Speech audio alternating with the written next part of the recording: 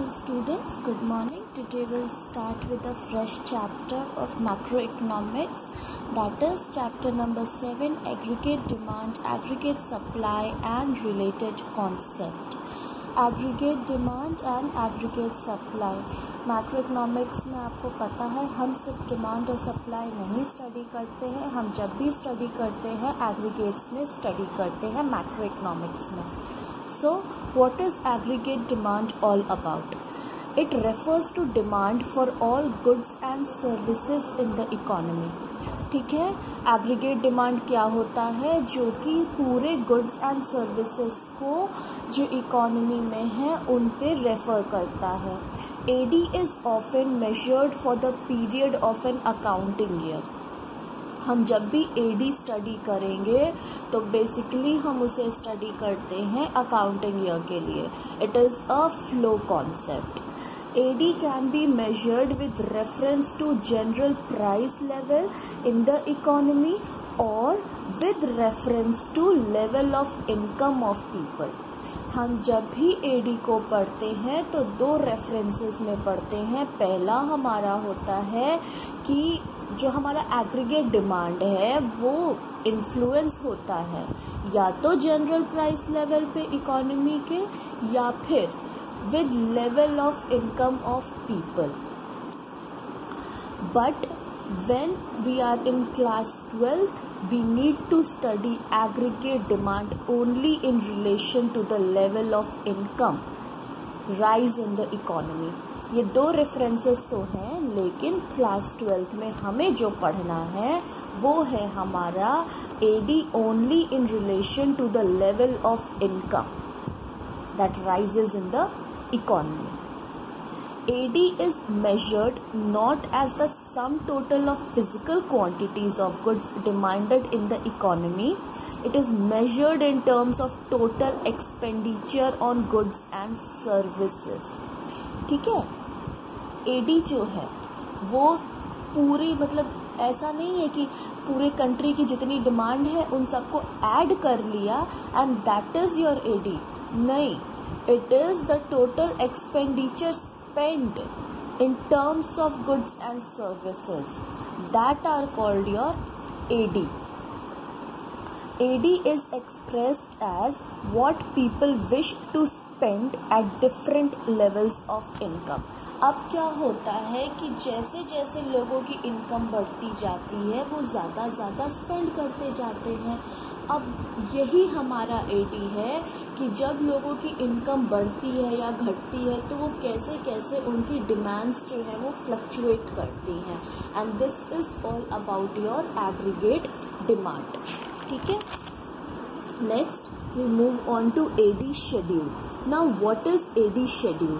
Since AD is measured in terms of aggregate expenditure, behavior of AD is studied in terms of behavior of aggregate expenditure at different levels of income. ठीक है, जो AD है that is measured in terms of aggregate expenditure, तो इसको आप ऐसे भी कह सकते हैं कि AD equals to AE, क्योंकि aggregate demand equals to aggregate expenditure. Behavior of AD is studied in terms of behavior of aggregate expenditure at different levels of income. जैसे AD different levels of income पे हम पढ़ते हैं वैसे ही हमारा aggregate expenditure at different levels of income होता है. तो कभी आपको पेपर में दे दिया जाए कि what is AE तो समझ लीजिए कि that the person is asking you about AD. AD equals to AE. ठीक है, अब शेड्यूल आप देख लीजिए. एक शेड्यूल है, ये एग्जाम्पल हम लोग दिखा रहे हैं यहाँ पे शेड्यूल का. दिस इज वाई आपका इनकम डिनोट करता है और एडी जो है एग्रीगेट डिमांड डिनोट करता है. यहाँ पे ब्रैकेट में मैंने आपको एक्सप्लेन करने के लिए लिख भी दिया है इक्वल्स टू AE और प्लान्ड एक्सपेंडिचर. अब देखते हैं 0 लेवल ऑफ इनकम 20, 40, 60, 80, 100, 120. वहीं हम एडी देखते हैं 30, 35, 40, 45, 50, 55, 60. ये दिख रहा है. अब इस चीज़ में एक चीज़ आप नोटिस करिए कि आपका जैसे जैसे यहाँ पे इनकम बढ़ते जा रहा है वैसे वैसे एक लेवल तक पहले ये जो एग्रीगेट आपका डिमांड है ये तो बढ़ रहा है। यहाँ पर आप देख रहे हैं कि जो आपका इनकम है वो जैसे जैसे स्टार्टिंग में बढ़ रहा है वैसे वैसे आपका एक्सपेंडिचर भी बढ़ रहा है। लेकिन एक स्टेज ऐसा आता है कि जहाँ पर यहाँ पे आप देखें तो आपका जो एक्सपेंडिचर से आपका इनकम कम है। यहाँ पे अगर आप देखें तो जो एक्सपेंडिचर है वो आपके इनकम से भी ज़्यादा है, और जैसे जैसे आपकी इनकम बढ़ती जाएगी एक्सपेंडिचर फिर आप देख रहे हैं कि इनकम से कम होता जा रहा है। ठीक है, इसका एक ब्रीफ ऑब्जर्वेशन जो है वो हम आगे समझते हैं कि पहला observation, even when income equals to zero expenditure is present. अब ये चीज़ बहुत पॉइंट करने वाली है कि भले हमारे इनकम हो ना हो, हमें अपने सर्वाइवल के लिए तो एक्सपेंडिचर करना ही पड़ेगा ना। ऐसा तो है नहीं कि इनकम नहीं है तो हम एक्सपेंडिचर नहीं करेंगे सर्वाइवल के लिए। हमें 2 टाइम का खाना तो चाहिए ही चाहिए। फूड, क्लोथिंग एंड शेल्टर जो बेसिक नीड है वो तो हमें चाहिए ही चाहिए। अगर हमारे पास इनकम नहीं है तो भी हमारे पास, इसमें आप देखिए इनकम ज़ीरो है लेकिन फिर भी एक्सपेंडिचर 30 है। ठीक है, तो ये चीज़ आप याद रखिए कि भले इनकम आपकी ज़ीरो है लेकिन आपका एक्सपेंडिचर कुछ ना कुछ रहेगा ज़रूर। ठीक है, that means we need to spend for survival even without zero income. This could be done with borrowing which is called negative saving. ये अब क्या है, एक्सपेंडिचर हमारे पास है और हमारे पास इनकम नहीं है, तो अब हम इसको कैसे बेयर करेंगे अपने एक्सपेंडिचर को? हम किसी न किसी से बोरो करेंगे, और ये जो बोरोइंग हम करते हैं this is called your negative saving. आगे हम बढ़ते हैं, AD increases as Y increases. ठीक है, that means AD is positively related to Y। अब आप यहाँ पे देख रहे हैं कि AD इंक्रीजेज जैसे जैसे Y आपका इंक्रीज करता है। ये देख रहे हैं आप, AD आपका इंक्रीज करता जा रहा है जैसे जैसे Y इंक्रीज करता जा रहा है। इसका मतलब है कि जो एग्रीगेट डिमांड है आपका that is positively related to Y। Expenditure जो है पॉजिटिवली रिलेटेड टू Y है यहाँ पे। दिस ना आगे हम बढ़ते हैं, when Y reaches certain level, AD lags behind Y. This is a situation where at higher levels of Y, people start saving. अब आप देख रहे हैं यहाँ पर 40 के इनकम पे 40 एक्सपेंडिचर है, और इसके बाद आप क्या देख रहे हैं, यहाँ तक क्या हमें दिख रहा है कि इनकम जो है इससे ज़्यादा हमारा एक्सपेंडिचर हो रहा है। फिर जब हम 40 लेवल ऑफ इनकम पे पहुंच गए हैं और वहाँ से जब हम इनकम देख रहे हैं और एक्सपेंडिचर देख रहे हैं तो इनकम हमारा ज़्यादा हो गया है और एक्सपेंडिचर हमारा उसके रिलेशन में कम हो गया है। ये हमें क्या दिखाता है, ये हमें दिखाता है कि जैसे ही हमारी इनकम थोड़ी ज़्यादा और बढ़ने लगती है एक टाइम के बाद, तो क्या होता है, लोग अपने एक्सपेंडिचर तो वैसे ही कर रहे हैं, और उसके बाद जब इतनी इनकम लोगों की ज़्यादा बढ़ने लगती है तो वो लोग यहाँ पे सेविंग करना स्टार्ट कर देते हैं। जैसे कि अब उसका 100 पे मान लो कि आपका इनकम है और 55 उनका अभी यहाँ पर आप एक्सपेंडिचर है, तो जो 45 का डिफरेंस है उस पे वो क्या करेंगे, यहाँ पे उस 45 के डिफरेंस पे वो यहाँ पे सेविंग स्टार्ट कर देंगे। ठीक है, नेक्स्ट अब हम इस शेड्यूल से, इस डायग्राम से हम ये समझने की कोशिश करते हैं। ये है आपका y एक्सिस, ये है आपका x एक्सिस और ये है आपका 0। This is your aggregate demand और एग्रीगेट एक्सपेंडिचर। यहाँ पे हम आपका दिखा रहे हैं इनकम या GDP। ये I जो है ये आपका इन्वेस्टमेंट दिखा रही है यहाँ पर। दिस इज़ योर AD, ठीक है, या फिर एग्रीगेट एक्सपेंडिचर जिसको हम बोल सकते हैं, जो कि आपका बढ़ते ही इनकम जो है ये आपका यहाँ पे बढ़ते ही जा रहा है और ये है आपका एग्रीगेट डिमांड और एग्रीगेट एक्सपेंडिचर। इनकम क्या है, एक लेवल से देखो बढ़ता जा रहा है, बढ़ता जा रहा है, बढ़ता जा रहा है, ठीक है।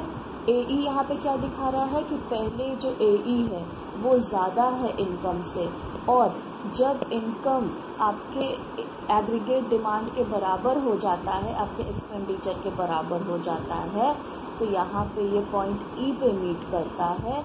और उसके बाद क्या होता है कि यहाँ पर ये जो है इनकम से कम हो जाता है आपका AD, और यहाँ पे C+I मतलब कि कंजम्पशन भी होता है और इन्वेस्टमेंट भी स्टार्ट हो जाता है। जो कस्टमर होते हैं, कंज्यूमर होते हैं, वो यहाँ पे पहले उसी इनकम में पहले वो कंज्यूम भी करते हैं और वो सेविंग भी स्टार्ट कर देते हैं, और ये आपका Y जो है ये दिखाता है आपका इनकम लेवल, ठीक है। अब हम इसके ऑब्जर्वेशंस एक बार देख लेते हैं। What are the observations? AD starts at Y axis showing minimum level of expenditure, ठीक है। तो जो AD है यहाँ से स्टार्ट हो रहा है, मिनिमम लेवल ऑफ एक्सपेंडिचर दिखा रहा है, ठीक है, Y एक्सिस पे। फिर E is where AD equals to Y, AD more than Y because of impact of minimum level of AD। AD जो है वो आपका Y से ज़्यादा है, जो दिखा रहा है मिनिमम लेवल ऑफ AD, जहाँ पे सबसे कम एक्सपेंडिचर हो रहा है। Beyond E, AD is less than Y, higher income starts saving, ठीक है।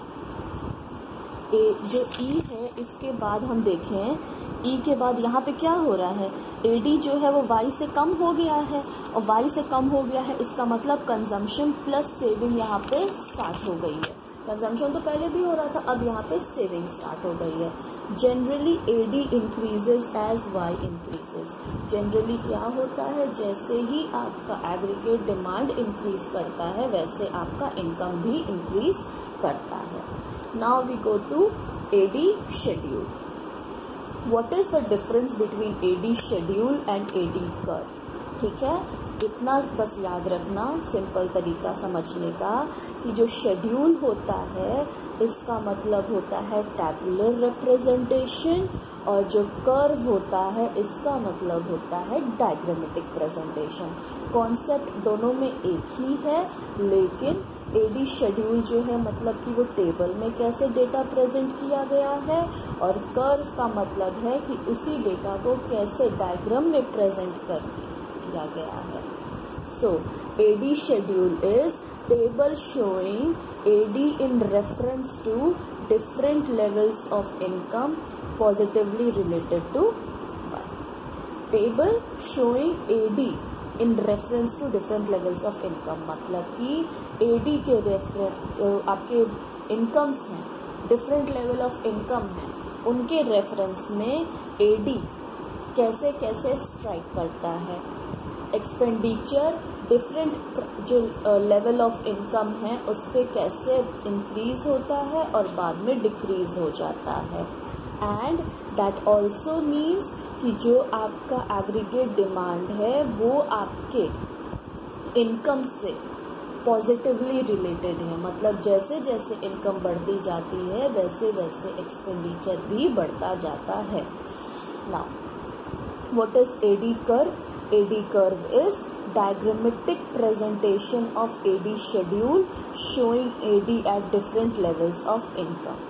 AD curve क्या होता है? It is the diagrammatic presentation of AD schedule showing AD at different levels of income. यही जो शेड्यूल हमें पहले टेबल में दिया था, इसी का जो डायग्रामेटिक प्रेजेंटेशन हो जाता है, that is called your AD curve. तो आज हम यहाँ पर इसको एंड करते हैं, इस टॉपिक को। नेक्स्ट क्लास में हम कंपोनेंट्स ऑफ AD से स्टार्ट करेंगे, ठीक है, जो कि आपका स्टार्ट होता है क्लोज्ड और ओपन इकोनॉमी से। आज हम लोग इतने पे वाइंड अप करते हैं, and then we will tomorrow start with next topic.